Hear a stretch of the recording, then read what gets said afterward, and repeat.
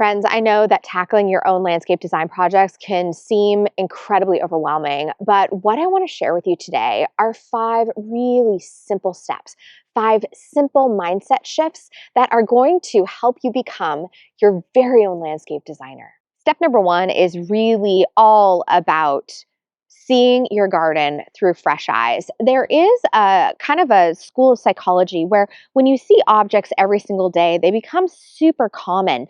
And I actually find that this is that psychological step that gets in the way of a lot of people achieving their own landscape dreams. So it is really, really simple. I have kind of like two little hacks on how you can do this for yourself. And it is like so easy. Number 1, I want you to get out your camera. I want you to get out your phone and I want you to wander around your garden and I want you to start taking pictures of your home. Okay, so we're not talking like micro, this is a gorgeous flower. I want you to take a picture of the front of your house. I want you to take a picture of maybe a walkway that you walk down every day, maybe where you go to take out your garbage. I want you to take a picture of potentially a patio space. And what we're doing is we are creating distance psychologically, mentally between you and your landscape. So what just simply taking a photo does is it allows you to zoom out. It allows you to analyze that photo. So instead of looking at your home like in front of you, you're now looking at a photo and you can kind of more easily assess what is missing, what is working, maybe what you want to see, maybe where like some height is missing. Another way that you could do this is to call over a friend who has a very similar design aesthetic. Or maybe you've been at this friend's home and you love how their interior design or their garden design looks. Invite them over. And I want you to stand at the curb and I want you to look back at your house and I want you to ask your friend, what do you see? And then after you start that conversation, ask your friend, do you see anything that's missing? And all of a sudden, it invites both of you to have a conversation about like, what's missing here? What's an area where I can improve? And both of those things, what we're doing is we are separating you from the person who's inside their head in their garden every day to a person who is now in charge of their landscape design. Okay, one tip when you're doing photos of your home, you want it level. So we're not going to do any sort of crazy perspective shots. We're not getting artsy. We're just going straight on. Okay. The other thing you can do, is pop it out to 0.5 and that'll give you a more broad sweep. And that sometimes is a fun perspective to play with. So I might take a picture of that. Number 2 on our list is sketch it out. Now, you are going to see landscape plans in front of me. Some of these are from architects that I've worked with, obviously projects I've worked on. But what I'm telling you right now is you do not need full-scale plans to become your own best landscape designer. Here's what you do need. My items, sir. Okay, one more. Oh no! I do not have my hand-eye coordination is lacking. All right, friends, this is it. Literally, this is it. I will link all of this in my Amazon store. Okay, friends, first up on the list is this guy. This is my Rhodia notebook. This is a graph paper notebook. I have purchased dozens of these at this point. I love them. In fact, sometimes I date them when I'm all done using them. This one is the number 18. So it's 80 sheets. And these are 8.3 by 11.7 inches. And I found that this is really like my favorite size. There's a little perforation here in case I want to take anything out and then transfer it and play with it a little bit in a different format. But this is literally what I bring to every client meeting. So if any of my clients are watching, this probably looks very familiar. This is my right hand. Of course, with that, a pencil, literally classic, number 2, solid eraser. And this is where I'm going to be a little particular. A Dixon number 2 pencil. Like the Ticonderoga. You know what I mean? The classic. Okay. Next, you need a measuring tape. And through my illustrious career, I have trashed probably 24 of these. And I'm going to tell you right here, this is my favorite. This is the Stanley Fat Max. What I like about it is it's an easy slide in and out. I can actually also extend it for really long distances and it doesn't snap. You know how some kind of like bend really easily? I find that the FatMax is the most stable. I prefer something that is at least 25 feet because when I'm measuring, I like to measure the sides of houses. I like to measure distances. We're going to go into what you're going to be measuring specifically in just a second. But yeah, get yourself a FatMax. This is what I just stand by time and time again. Now, if you are in bonus point territory or you have an incredibly large property, get yourself a landscaping wheel. This is not like some specialty store thing. You can get these off Amazon. I will link the one that I prefer. Do not get the one that's like a teeny tiny wheel like this. They're so stupid. Like you go over any bump and it just like your measurements are all off. So get something with a nice substantial wheel. You can even get them that like collapse in half. They're so fun and so easy to use. And you just feel like a professional out there. It's just like, there's also something about like feeling the part. You know what I mean? Okay. Last but not least, when you are sketching things out, this I swear is one of the secrets to the universe. If nothing else, you need a straight edge and you need one of these little circle bits. I'm going to give you this one as an example of one of my favorites. This one is done by a company called Alvin. They make a ton of drafting supplies. What I like about this is that you get all sorts of different sizes, and so you can really tailor your shapes. And when you're doing your own landscape plan, you want to base everything on mature height and mature width. This helps you avoid some really common mistakes of overcrowding. Also, then you can kind of decide, oh, I want a little bit of overlap here. I want a little bit more space here because I really enjoy seeing mulch between my plants. So know what you're working with. This is going to save you so much pain. Bonus point territory would be if you are working with a lot of trees. This is a circle kit. Gosh, this one I think is by Westcott. Oh yeah, right there, Westcott. Westcott and Alvin, those are two of the big names in terms of circle kits. And here's the other thing. Totally forgot this, but I am having you work on graph paper. And here is kind of like the cheat code on this. You can have one square represent 1 foot. It can represent 5 feet. It can represent 10 feet. And then all you're going to do here is you're going to lay your little circle kit down. And so I can kind of go here and I can look in with like this circle, for example. And I know if I'm doing a 1 foot is 1 square, I can come in here and be like, oh, okay, this circle is 3 squares across. And I know the shrub I want to plant is going to be a mature width of 3 feet. Well, there we are. Draw your little circle. And now you're off and going. Just to give you a quick example is I actually do most of my drafting on paper first, and then sometimes I'll put it into SketchUp just so it's easier for client communication and conveying numbers to contractors. But literally right here, you can just see this little side garden I've got going on here. We're creating a new beautiful entry, and this is just a quick sketch of ideas. I'm not going super detailed, but I want to get my spacing. I want to get my counts right. Right here, you can see I'm bringing in a sweep of taxus. This is actually a vine maple. This is one of my tricks here where I'm actually putting a beautiful evergreen element under a deciduous tree, and then I'm layering more perennials in front. So it's kind of that like sandwich that sometimes I talk about between perennials and evergreens. But this will give you just a really great rough idea of what you're working with. And I know, like, if I'm spacing out my hydrangeas, for example, and I'm using a petite variety here, I know that I can not accommodate more than 5, or I run the risk of overcrowding this space. So this does help keep you in check because it is really tempting to squish your plants in, especially when they're tiny. Also, just right here, this is a real quick drawing of the building. And whenever I do a building, I double up my lines to show that it's a structure. If I did anything, what I should have included here is right here. Let's see here, 1, 2, 3, 4, 5, 6. Actually, and it's 6 feet out. So 1, 2, 3, 4, 5, 6.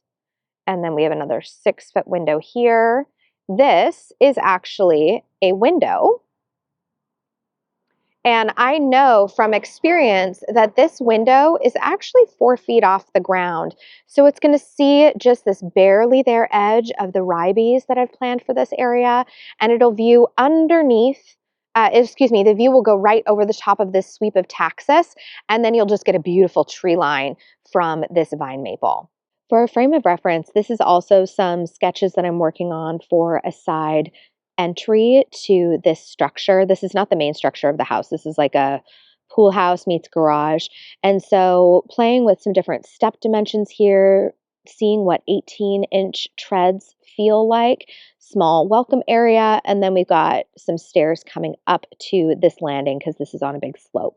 So in any event, I always sketch first. This allows me to be really free-flowing and not tied into a drafting program. So again, like these are just such simple tools. Oh my gosh, I almost forgot. The reason that I like this one, oh my gosh, look how busted this thing is. I've used it so frequently. The reason I like the Alvin one is because I have a straight edge. That is so key.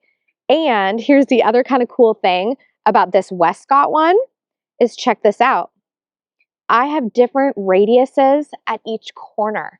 So if I want to like round out an edge of a grass, I can use one of my corners. Or if I'm going for something like really curved, I can also use my tree template to achieve some more consistent curvature if I'm, say, drawing pathways. Okay, so all that having been said, I want to walk you through what you are going to be measuring, because a lot of people out there will have you measure flat surfaces. No. We are going to measure a lot of different dimensions. Actually, let me spin you around to the front of my house because I want to walk you through just kind of one area and how I would approach measuring this space. So friends, I want to give you just a couple extra tidbits in terms of measuring because I find that this is super duper important.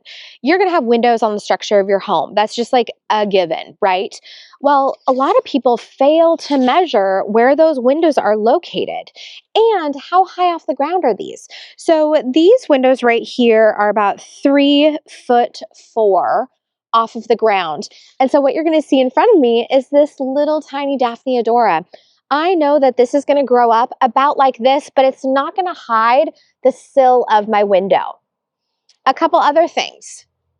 You're going to want to measure expanses of your house that are kind of blank. So behind me, we have just shy of 6 feet, and I've got nothing going on here. So I'm playing with a couple of concepts. First of all, I have a whole bunch of white Honorine Joubert going in here, and they're going to be about this tall. I'm not very tall. Honorine Joubert can get up to 5 feet tall if it's in the right conditions, and it's billowy and lovely and white, and it'll look beautiful popped against the side of our house. If I were to put it in front of the window, it's a white flower on white trim, zero impact. Now over here, white flower on charcoal body of the house. Now we're cooking. So those are just some basic little guidelines, some little tips, some things for you to take into consideration when you're planning your landscape, because no landscape is flat. It always has dimension. Step 3 in becoming your own best landscape designer is to craft a wish list. This is actually a very common practice that almost every single designer I know takes into consideration. And the reason why we want the person that we're working with to craft a wish list is because we're asking them to dream with us. We're asking them to think outside the box. What is your dream for your garden? And so that dream can be anything, really. And this is where it becomes personal. And I feel like the best landscape designers take into consideration the people they're designing for. I want to give you a couple examples of crafting a wish list and what that might look like for you. Let's give you the first example. We're going to call this person Meredith. This is a client of mine, and she is a woman who is in her late 60s. She owns 2 dogs and a big, beautiful property. On her wish list were areas that she could access easily. So we're thinking she wants to be able to walk through her garden very, very easily. That is a wish list for her because she does have mobility issues, okay? Another thing, She loves dahlias, absolutely loves dahlias, and has always dreamed of having kind of a raised dahlia bed area so that the dogs aren't jumping in and out of the beds. Another wish list that she has is actually a fuchsia garden. She loves shade gardening. She loves fuchsias. She finds herself drawn to them over and over and over again. And so I was like, well, Meredith, let's put this on the wish list. If this is something that you always do at the nursery, put this on the list. We want to create a garden that is meant to fulfill your dreams. The other thing that was on her wish list was a pond. Okay. She had a pond at her old home. And she just found it so meditative to go out and feed these fish. And so I just kind of feel like, let's put this on the vision board. Let's put this out there. So that is an example of a wish list. I'm going to give you another example.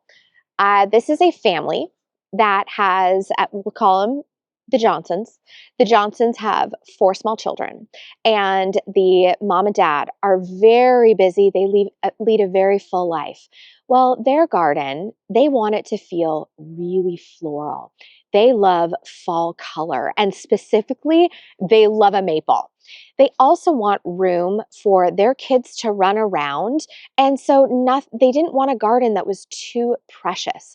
They also wanted a garden that would invite their kids to explore the space. So maybe that is they want fresh strawberries, they want fresh blueberries, but mom also wants to bring cut flowers into the home.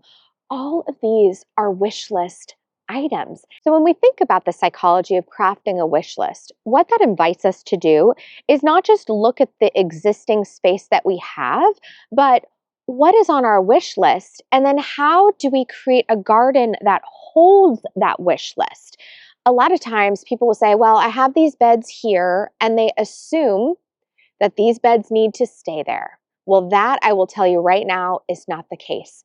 Let's craft your wish list, and then let's tailor the garden to rise up to meet those dreams of yours. Number 4 on our list is I want you to adopt a shape first perspective. Okay, this is really fun because now we're going to start piling a couple of my steps on top of one another. Do you remember those photos that I had you take? I want you to pull those right back out, and I want you to follow along, because what I'm going to teach you is the very kind of like one of my first steps when I'm imagining a garden. What shape is that going to take? All right, I'm going to pop you over to a job site. This is not my home. This is not a project I'm working on, but I am going to show you this step in action. Let's go. Here we are, and we're going to talk shape first. And the reason we're going to talk shape first is shape is going to help direct where you're going to head. So here we have very much a blank slate in front of us. And oftentimes when I view a home, something that I'm good at that I realize not everyone else may be good at is seeing shapes that don't exist. So I want you to go out and I want you to look at your home with fresh eyes. Do you remember that photo I had you take? Bring that back up. And so if I was looking at this home and I was the homeowner or I was the builder, I might do a couple of different things. For my homes, I always want a front yard to feel like it's giving you a hug. So for me, because we have such a sharp drop off to the neighbor, I know I actually want to put some height right there. Okay. And not only do I want some height, I don't want a triangle because it's mimicking the roof line of the house too closely. I want to break up all of these tall triangle shapes. I want something with a canopy. I want something beautiful and spreading.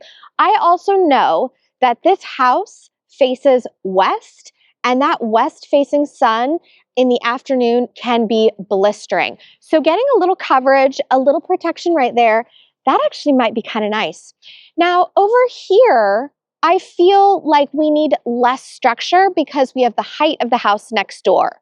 However, do you see this tree? This looks like an old lilac. That is perfection. I would want to have height right where that tree is, and it's already there. So that's fabulous.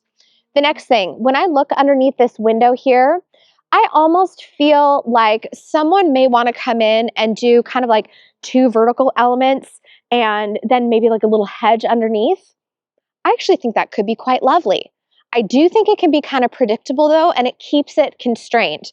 I might want to see a lower band of hedging. And then I might actually come out a little bit with some wispy grasses because I know by looking at this garage, this is very flat territory. And so my shape wants to feel a little bit more wispy. So if I know I'm looking for a canopy shape, if I know I'm looking for a wispy shape, if I know I'm looking for a hedge, that helps narrow down my focus. So I can go to my nursery and I can say, okay, my mission today is a canopy tree. And then you go back to kind of like any inspiration points that you have, and you're like, okay, my canopy tree, I actually like that it might be flowering. Or if I was one of my other clients, like the Johnsons, I might say, okay, canopy tree, that is full 100% going to be a maple. So by looking at shape first, we can then begin our design process by filling in the shapes. It's literally like plug and play. And so I know I can, if I'm looking for a canopy tree over here, I'm not even gonna look at anything evergreen. I know I'm not gonna look for anything that has an oval shape to it. It's like a no-go, and it helps refine that selection so I have an easier time making the decision when the time comes. Okay, I also want to show this to you as an example of another vantage point in terms of photographing your house that I might do. I would want to see how we're approaching it from one side and then how we're approaching it from the other. Because when you approach it from this side, what you're going to see is there's a lot of low grassy areas and then boom, right up here to the house. That's too abrupt of a transition. I want a midpoint. So when I look at it from this direction, that canopy makes a lot of sense. But then I think I also want something with mid height. So now I'm like, oh, maybe I want to go from grass to shrub and then my canopy. So we're thinking, what shapes do we want to see? What shapes do I want the land to reflect? And then we go. The last step that I want to give you is to go through your property and identify areas of impact. So what do I mean? This is a place that's highly visible, it is visited often, or is a pain point. Okay, so let's break those things down. Highly visible, what are we talking about here? Well, it is maybe your entranceway. So literally, either it's at the front door where you're walking into your home, or maybe it's at the curb, right where your main pathway begins. Another highly visible thing would be a window that you look out day in and day out. It's a kitchen window. It's a living room window. Whichever window it is, if it is not looking onto something amazing, this is a prime opportunity. Now let's talk about visited often. Not everyone accesses through the front door. In fact, the house I grew up in, we always entered our home through the back door. And so my mom planned this beautiful little corner. And this is, again, we're not having you tackle the whole world, but maybe a 5-foot by 5-foot garden bed right at that back door where we walked by every single day. We planted Daphne odora. So in the middle of winter, we are just hit with that perfume every single time we open the door. It was magical. Another visited often space might be how you take out the garbage. This is also another example of making a mundane task suddenly more romantic, more elevated. And so this would be another place that I might think about. Okay, our last one is kind of a big one. This is a pain point. Here in the city, we are in very compact living quarters. So, you may only have 5 feet in a side yard. And what if that neighbor's window looks right into your bedroom? This might be a pain point. Another example is my old home. My old home was on the corner, and every time people drove down that street, and it was a fairly busy street that we lived on, their headlights would shine straight through my living room window. And every single day, this was a problem. So what did I do? I tackled that corner first, and I arranged for a little half moon shape of privacy to prevent those lights from intruding my life every single day. So when we're talking about these small little slivers, these small little moments, what that's going to help you do is that's going to help you compound all of these steps that I've just given you and attack one thing at a time. And by doing one little bit at a time, you will start creating your own story of what your garden means to you. Because above all else, I feel so deeply in my bones that a garden should have purpose and it should be personal. So here we are. We have our 5 steps to becoming your own best landscape designer. These steps are really meant to be layered one on top of the other because these help inform every decision that you make. You got to know what space you're working with. I want you to dream about what shape you are looking to fulfill. Reduce the noise that's out there and tailor it to your wish list, your dream list. If you want that dahlia cutting garden, make a space for it. If you want a loungy patio for hanging out with your friends, let's make a space for that. But above all else, I want you to create a garden that evokes how you live, your taste, your aesthetic, and by going small moments of impact by small moments of impact, you absolutely can get there. I feel like I'm about ready to open a giant can of worms for all of you out there who are design-driven fanatics. And I feel like this is a great series where I can jump on and I can help convey all these little bits of knowledge that I have gained over my career. And so if you have questions, if you have pain points, drop them below because I bet you we have a crafty enough community where other friends are going to be chiming in, and I would love to do a Q&A and help address some of those tricky spots in the landscape that I know I can landscape around. Okay, friends, I'm going to meet you down in the comments. Thank you so much for watching. I'm going to see you in the next one. And as per usual, say hello to your garden and go design it for you.